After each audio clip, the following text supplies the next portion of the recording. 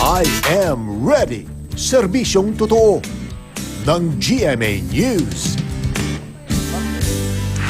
Okay mga igan, time check tayo, 5:40 sa mga may plano mamasyal ngayong weekend.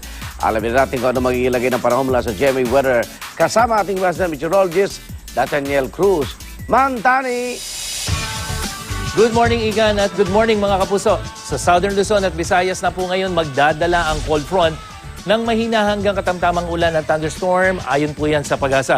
At sa datos naman ng Weather Central, dito po sa Luzon makararanas ang mahinang ulan, lalong-lalo na yung hilagang bahagi habang maganda-gandang panahon naman ang babati sa Central Luzon.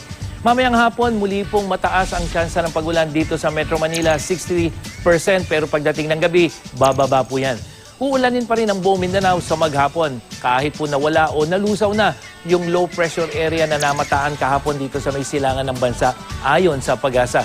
Malakas na hanging amihan naman po ang magpapasungit muli sa mga karagatang sakop ng lahat ng seaboard ng Northern Luzon at maging ang Eastern Seaboard na ngayon ng Central at Southern Luzon. At base sa gale warning ng Pag-asa, pinapayuhan ng mga mangingisda at may maliliit na sakyang pandagat na iwasan munang pumalaot o maglayag dahil sa posibleng matataas na alon.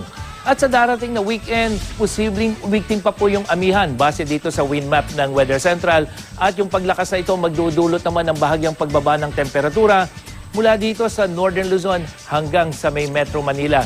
At yung pong maaaring umabot sa 23 degrees Celsius yung minimum temperature dito sa NCR. At sa Baguio City, inaasahang bababa pa ito sa 16 degrees Celsius. At noon nga po, October 27, itong taong ito, naitala ang pinakamalamig na temperatura dyan sa City of Pines na umabot ng 12.6 degrees Celsius.